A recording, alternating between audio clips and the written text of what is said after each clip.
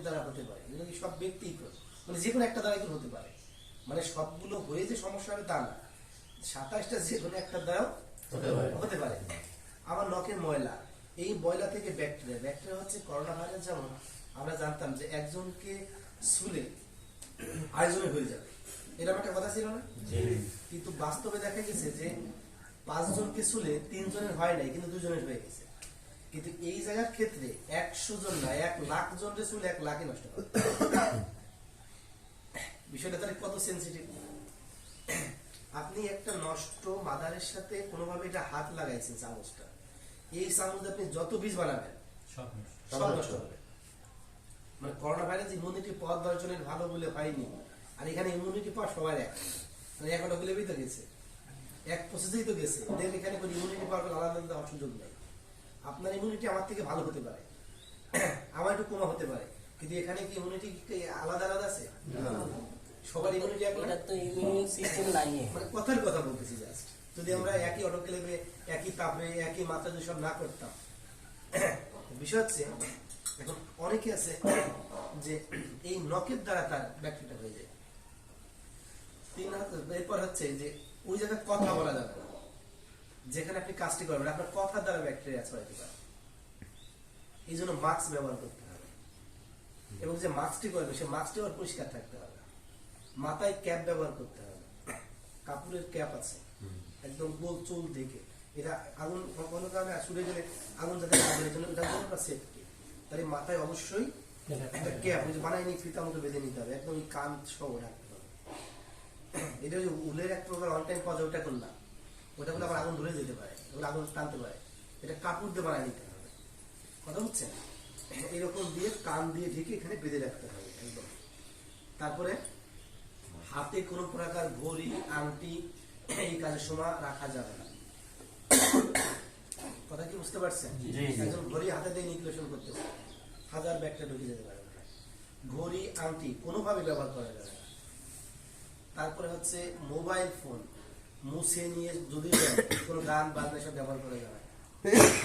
কথা বুঝছেন? মানে ব্যাকটেরিয়া দেখবেন আমরা মাঝে মাঝে করি, কম্পিউটারে ভাইরাস ঢুকে যায় না?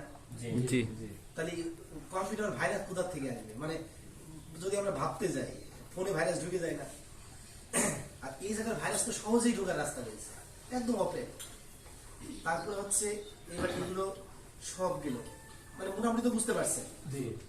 তাহলে আমি যে রুমটা ইনক্লেশন রুম বানাবো, ওই রুমের কাপড় থাকবে আলাদা, ওই রুমের মাস্ক থাকবে আলাদা, ওই রুমের ড্রেস থাকবে আলাদা। এরপরে ইনস্ট্রুমেন্ট, এই ইনস্ট্রুমেন্ট কাজের আগে এবং কাজের পরে 2 বার এটা ওয়াশ করে নিতে হবে। আপনি যখনই কাজটা শেষ করে রেখে দেবেন, অবশ্যই এটাকে পরিষ্কার করে ধুয়ে স্যাভলন দিয়ে হোক দিয়ে হোক পরিষ্কার করে কাপটা সুন্দর করে রেখে দিতে হবে। আবার যখন কাজ শুরু করবে তখন আবার ধুয়ে নিয়ে আবার পরিষ্কার করবে।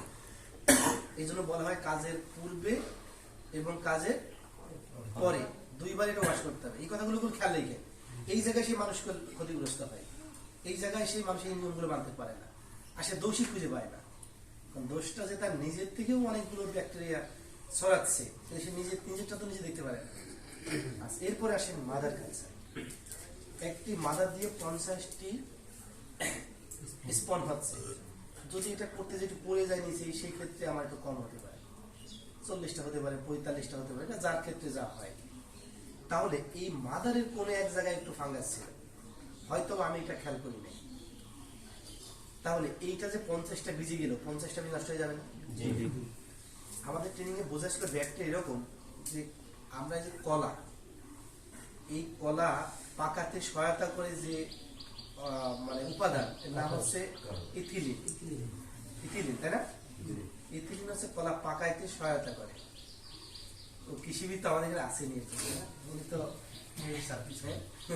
পিছনে পড়ে গেছেন। আচ্ছা, না আমিও আস্তে আস্তে একটু ধারণা, ওনার মতো হয়তো অত হবে না, কারণ ওনারা তো ওই লাইনেই পড়াশোনা, আর আমারও সেই কাজে করতে যতটুকু মানে ধারণা নিয়ে লাগছে। তো ইথিলিন, এখন বলা হয়েছিল যে একটা পলিথিনের ভিতরে যদি আপনি মানে একটা কলার যে ওটা কি বলেন আপনার আঞ্চলিক ভাষায় থাকে কাঁদি, টোটাল কাঁদিটা যদি ওই পলিথিনের ভিতর রেখে একটা পাকা কলার ভিতর দিয়ে দেন, তাহলে কি হবে? সব কলা একসাথে পেকে যাবে। তার কারণ ওই একটা পাকা কলা প্রচুর পরিমাণে ইথিলিন ছড়াবে, যা অন্য কলাকে পাকাইতে সাহায্য করবে। তো ঠিক তেমনি আপনার ল্যাবে যদি একটা ফাঙ্গাস থাকে, ওই ইথিলিনের মতো কাজ করবে, ও কোনো স্প্রাইটে থাকবে। এখন আমার ঘরে 10টা ফাঙ্গাস রয়েছে, আমি ঘরে ল্যাবের ভিতরে রেখে দিয়েছি, আমি নিজেও বুঝতেছি না যে জন্য করে আমার ফাঙ্গাসটা বৃদ্ধি পাচ্ছে। নষ্ট করে রাখা যাবে না। মাদার কাজের পূর্বে অবশ্যই কঠিন ভাবে, মানে একদম সূক্ষ্মভাবে এটা দেখে নিতে হবে যে কোনো এক জায়গায় এটা ফাঙ্গাস ব্যাকটেরিয়া আছে কিনা। যদি থাকে, আপনি বুঝতে পারেন নাই, তাহলে এইটা দিয়ে কাজ করে ফেলছেন, সব বীজ নষ্ট হয়ে যাবে। কারণ মাদারই তো খারাপ, আপনি যতই সাবধানতা মানেন লাভ কোনো লাভ আছে ফাইনালি না। আচ্ছা, এরপর আসেন মাদার ভালো, বাইরের থেকে দেখে মাদারে কোনো সমস্যা পাচ্ছেন না। এই মাদারের মুখে যে মাদারটা আমি দিয়েছিলাম, হতে পারে এই জায়গায় এ তো শুকাই গেছে, এ তো নিচের দিকে মাইসিরিয়াম চলে গেছে, মানে উপরের জায়গাটা শুকাই গেছে না, কোনো কারণে ওখানে ব্যাকটেরিয়াটা আছে। আপনি চামচ দিয়ে ফেলার সময় সুন্দর করে ওটা ফেলেন নাই, বা ওইটা কোনো কারণে আপনি দিয়ে ফেলছেন, হতে পারে ওখান থেকে ব্যাকটেরিয়া শুরু হয়ে গেছে। তার মানে এই যে বিভিন্ন ধাপগুলো রয়েছে, এইগুলো সবসময় কাজের সময় অ্যালার্ট থাকতে হবে। একটা দুইটা বীজের ক্ষেত্রে না, যতগুলো বীজ নিয়ে কাজ করবে ঠিক ততগুলো বীজের ক্ষেত্রেই আপনাকে এটা ভাবতে হবে যে আমার দ্বারা কোনো ত্রুটি হচ্ছে কিনা।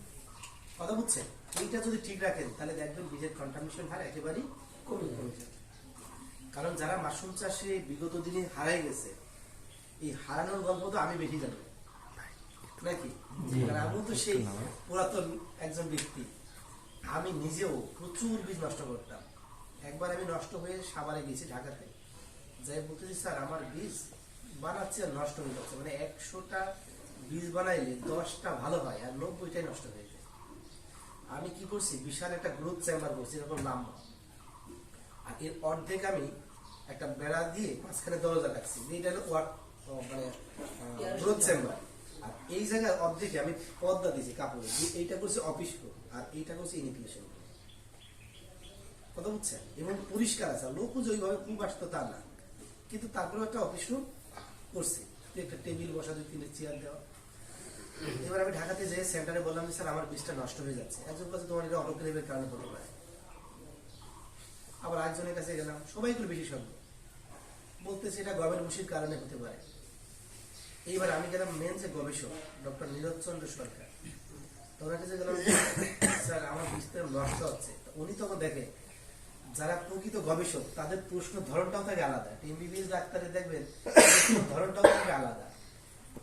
উনি বলতেছে যে আপনার নষ্টটা কিভাবে হচ্ছে। বললাম স্যার আমি মাইসিলিয়াম দেওয়ার পরে, মাদার দেওয়ার পরে 4-5 দিন সাদা হয়ে যাচ্ছে।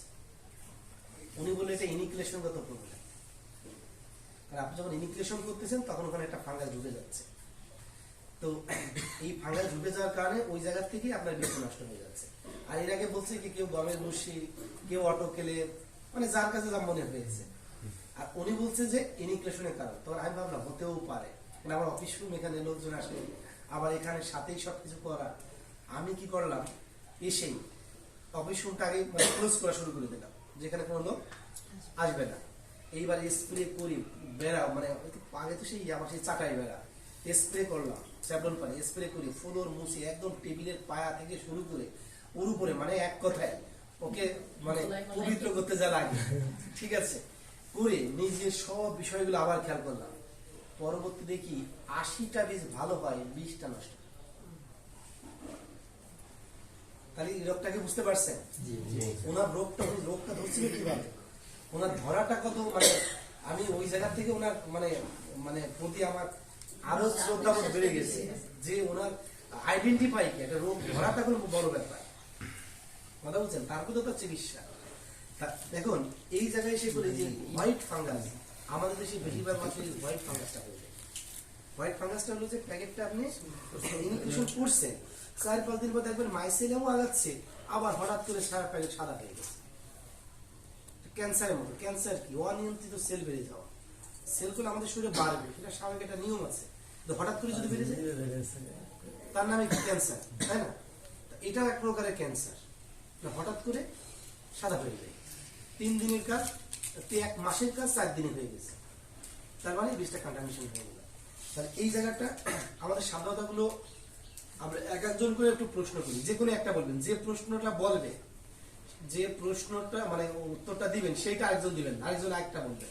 আমি একজন বলেন তো একটা, ওর আরেকজন আরেকটা বলবেন, যে আমার এই জায়গাটা বাদ দিতে হবে। এইটার যে মাইসেলিয়ামটা পূর্ণ হতে সুন্দরভাবে পূর্ণ হতে তাহলে কতদিন লাগবে? আপনি তো পূর্ণ হয়েই কাজ করতেছেন, এটা হিসাব না ওই যেটা মাথায় এক মাস। ওই যে কালকে বলছিলাম 24 দিন, আর ওই ব্যাগ পর্যন্ত আসতে 6 দিন, 24 আর 6 কত? 30 দিন। একজন করে একটু আমরা দুই একজন শুনতে চাই। আপনার কাছে একটু বলেন সাবধানতার দুই একটা পয়েন্ট বলেন তো মুরব্বী। আপনি একটা পয়েন্ট আমি যেমন মাথার চুলটা কি করতে হবে, মানে ঢেকে রাখতে হবে, নখ কাটতে হবে।